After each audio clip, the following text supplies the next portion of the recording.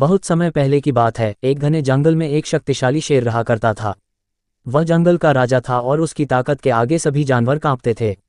शेर अपनी ताकत पर घमंड किया करता था और उसे लगता था कि वह जंगल का सबसे बड़ा और ताकतवर प्राणी है। उसे कोई भी हराने की क्षमता नहीं रखता था। शेर जब भी भूखा होता, जंगल के किसी भी जानवर को पकड़कर खा जाता। शेर का यह अत्याचारी व्यवहार जंगल के जानवरों के लिए मुश्किलें पैदा कर रहा था। वे हमेशा डर में जीते थे क्योंकि उन्हें नहीं पता होता था कि कब शेर आकर उन पर हमला कर देगा। जंगल के सभी जानवर मिलकर शेर से परेशान थे, लेकिन किसी के पास उसकी ताकत के आगे टिकने की हिम्मत नहीं थी। चालाक लोमड़ी का आगमन। उसी जंगल में एक लोमड़ी भी रहती थी। वह शेर की तरह ताकतवर नहीं थी, लेकिन उसमें अत्यधिक बुद्धि और चालाकी थी।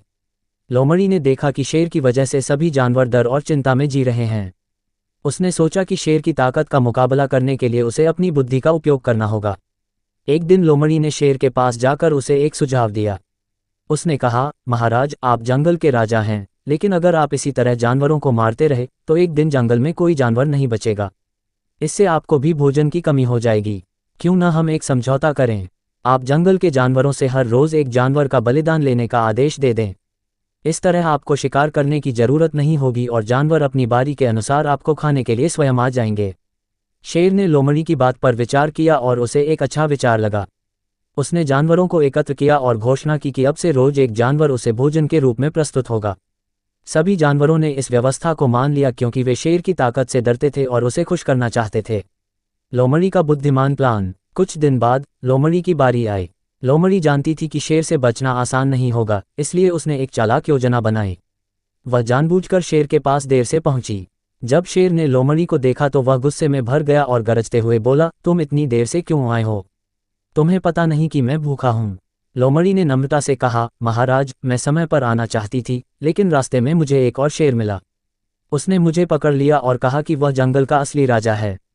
उसने मुझे डराया और कहा कि वह आपको हराकर जंगल पर राज करेगा।